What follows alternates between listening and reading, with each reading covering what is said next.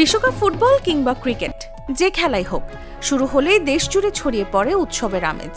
গ্রাম থেকে শহর, চায়ের দোকান থেকে অলিগলি, সবখানেই একটাই আলোচনা, কে জিতবে, কার হাতে উঠবে বিশ্বকাপ। তবে এই উচ্ছ্বাসের সঙ্গেই বাড়ছে অফলাইন বাজি বা জুয়ার প্রবণতা। বিভিন্ন আড্ডা কেন্দ্র, বাজার ও চায়ের দোকানে বসছে বড় অঙ্কের বাজি। অনেকেই মুহূর্তের আবেগে হারাচ্ছেন অর্থ, সৃষ্টি হচ্ছে পারিবারিক ও সামাজিক বিরোধ। বিশ্বকাপ এলেই দেখা যায় বিদেশি দলের বিশাল বিশাল পতাকা টানানোর প্রতিযোগিতা। কোথাও কোথাও বিদেশি পতাকার আড়ালে উপেক্ষিত হচ্ছে জাতীয় পতাকার মর্যাদা। সচেতন মহলের দাবি, খেলার সমর্থন থাকুক, তবে দেশের পতাকার সম্মান যেন কোনোভাবেই ক্ষুণ্ণ না হয়। ইয়াং জেনারেশন থেকে শুরু করে সবাই অতিরিক্ত পতাকা নিয়ে উন্মাদনা দেখা যায়। দেখা যায় আর্জেন্টিনা বা ব্রাজিল বা অন্যান্য জার্মান অথবা অন্য ইউরোপিয়ান দেশগুলোর পতাকা নিয়ে এত বেশি মাতামাতি এবং এত বেশি ওটাকে প্রপোজাল করা হয় এবং বড় যে কত বড় করতে পারে এর এর একটা প্রতিযোগিতা তৈরি হয়।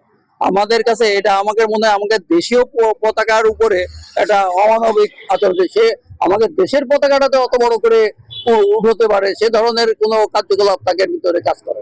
খেলা শেষে মোটরসাইকেলের বহর নিয়ে উচ্চ শব্দে হর্ন বাজানো, বিকট আওয়াজে উল্লাস আর গভীর রাত পর্যন্ত বাঁশি বাজানোর ঘটনাও এখন নিত্যচিত্র।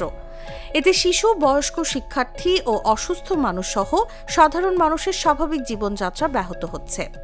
বিভিন্ন ধরনের বেপু বাজিয়ে তারা শব্দ দূষণ করে, এমনকি তারা বিজয় প্রকাশ করতে যে তারা সময়ের ভ্রুক্ষেপ করে না। অনেক সময় দেখা যায় নামাজের সময় তারা এটা করে, আজানের সময় করে, বা রাস্তাঘাটে জ্যাম সৃষ্টি করে। সচেতন নাগরিকরা বলছেন, বিশ্বকাপের আনন্দ অবশ্যই উদযাপন করা উচিত, তবে শব্দ দূষণ, জুয়া কিংবা অন্যের অসুবিধার কারণ হয়ে নয়। একই সঙ্গে জাতীয় পতাকার মর্যাদা রক্ষায় সবাইকে আরও সচেতন হওয়ার আহ্বান জানান তারা। যে সে দেশের পতাকা 7 কিলো, 8 কিলো, 10 কিলো বানাচ্ছি, সেখানে আমাদের জাতীয় পতাকা খুব ছোট আকারে দিয়ে আমাদের একটা লজ্জাজনক ব্যাপারে ফেলে দেয় এবং এটা খুব কষ্টের ব্যাপার। এটা একটা ভালো পদক্ষেপ নেওয়ার জন্য সরকারের কাছে আমরা আন্তরিকতা। বিশ্বকাপ ঘিরে প্রতি বছর বিদেশি দলের পতাকা তৈরিতে ব্যয় হয় বিপুল পরিমাণ অর্থ। সচেতন মহলের মতে, এই অর্থ উৎপাদনশীল খাতে বিনিয়োগ হলে ব্যক্তি ও দেশের অর্থনীতিতে ইতিবাচক প্রভাব পড়তে পারত। প্রতি 4 বছর পর পর যখন বিশ্বকাপ ফুটবল আমাদের শুরু হয়, তখন আমাদের দেশব্যাপী যে ভিন্ন ভিন্ন দেশের পতাকা টাঙানো বা বাংলাদেশের পতাকার উপরে অন্য পতাকা অবস্থান নিয়ে আমরা দেখতে পাই। এটা আসলে ফুটবলের প্রতি আমাদের ভালোবাসার বহিঃপ্রকাশ থেকে এটা হয়, কিন্তু আমাদের সংবিধানের 4(2) এবং জাতীয় পতাকা বিধিমালা 1972 অনুযায়ী এটা পতাকা অবমাননা করা হয়। কারণ এখানে সুস্পষ্টভাবে একটা নির্দিষ্ট সময়ে পতাকা উত্তোলন করা এবং পতাকা অবমানিত করা বা অনামিত করা, এরকম একটা নিয়ম আছে। বিশ্বকাপ এলেই বাড়ে উন্মাদনা, শুরু হয় বিদেশি পতাকার প্রতিযোগিতা।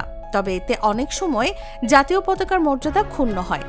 সংশ্লিষ্টদের মতে, খেলার আনন্দ হোক শৃঙ্খলার সঙ্গে, জুয়া, শব্দ দূষণ ও পতাকার অপব্যবহার ঠেকাতে প্রশাসনের নজরদারি ও জনসচেতনতা বাড়ানো জরুরি। নিউজ ডেস্ক, জাগো নিউজ।